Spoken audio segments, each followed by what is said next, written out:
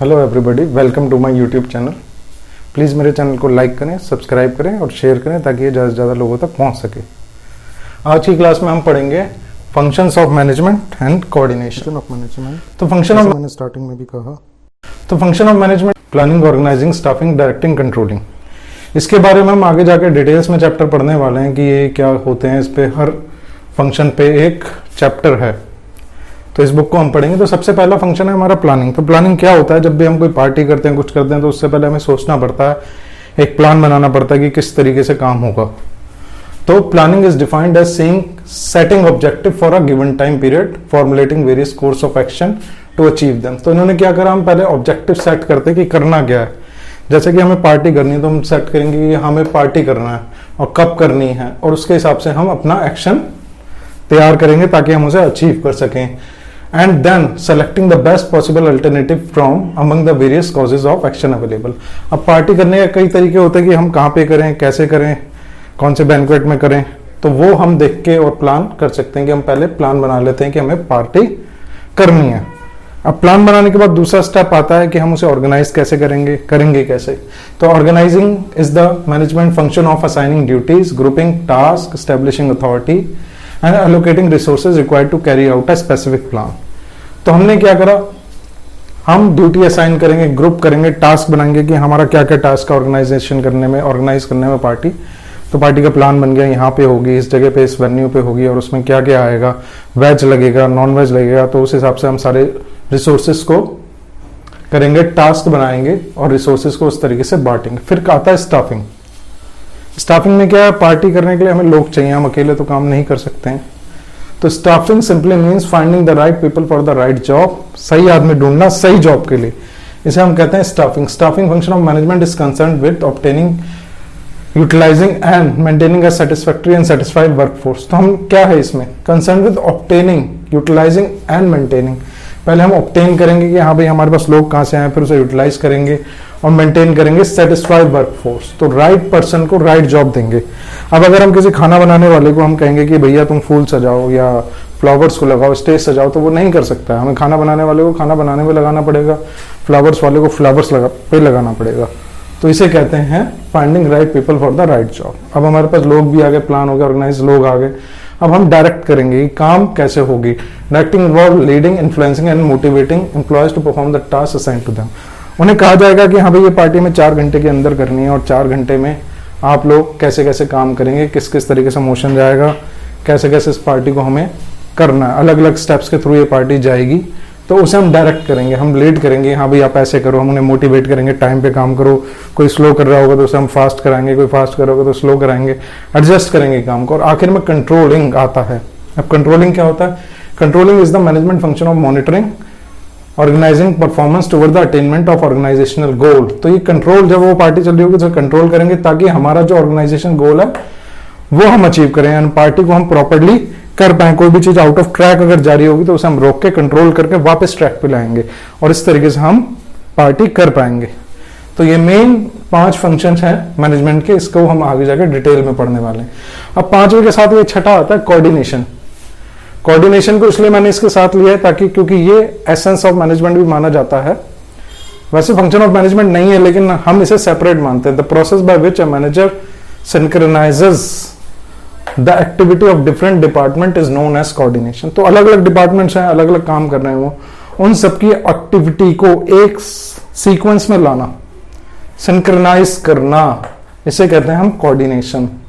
तो coordination is the force that binds all the other functions of management. ये सारे के सारे फंक्शन ऑफ मैनेजमेंट्स को एक साथ जिसे जोड़ देती है उसे कहते हैं कोऑर्डिनेशन।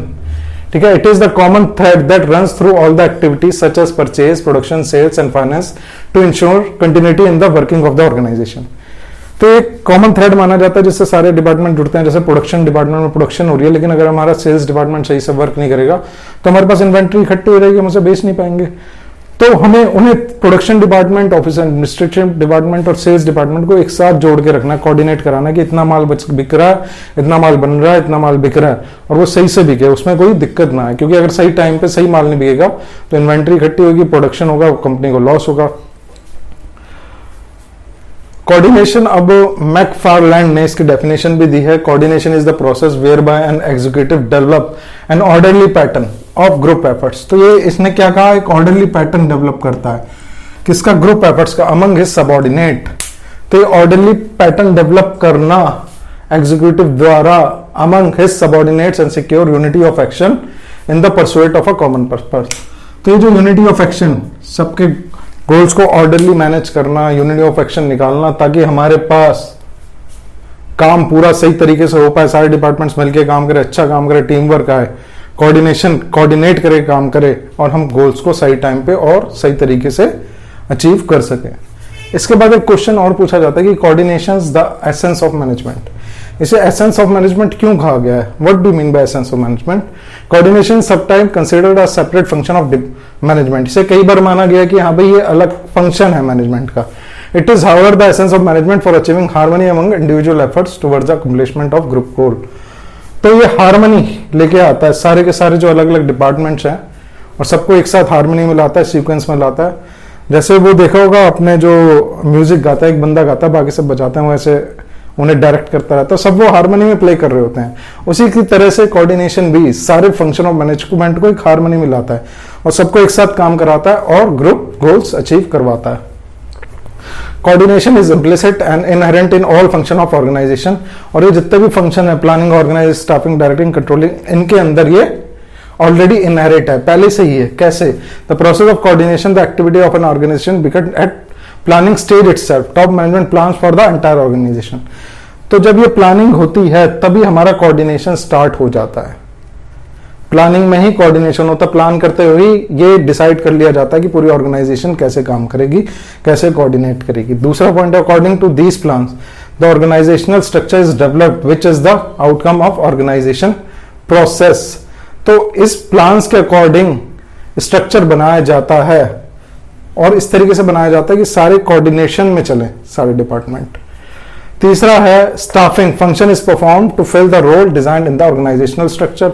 अब प्लान किया हमने, एक स्ट्रक्चर बनाया और स्ट्रक्चर को काम कराना, उस स्ट्रक्चर में लोगों को इस तरीके से रखना कि वो स्ट्रक्चर के अकॉर्डिंग काम करें। अब जब वो स्ट्रक्चर के अकॉर्डिंग काम करेंगे तो ऑटोमेटिकली वो कोऑर्डिनेट करेंगे, वो स्ट्रक्चर ही ऐसा बना होता है। उसके बाद आता है in order to ensure that these plans are executed according to plans directing is required. अब हमने स्टाफ भी लगा दिया, अब अपने आप तो काम नहीं करेगा ना, तो हमें उन्हें डायरेक्ट करना पड़ेगा। डायरेक्ट करेंगे कि हाँ भाई तुम ऐसे काम करो, ऐसे काम करो, ऐसे काम करो, तीनों डिपार्टमेंट्स को अलग अलग बताएंगे। तो जब हम अलग अलग बताएंगे तो वो हमें रिजल्ट्स निकाल के देंगे कोऑर्डिनेट करके। एनी डिस्क्रिशन और deviation between actual and standard performance are taken care of the stage of controlling.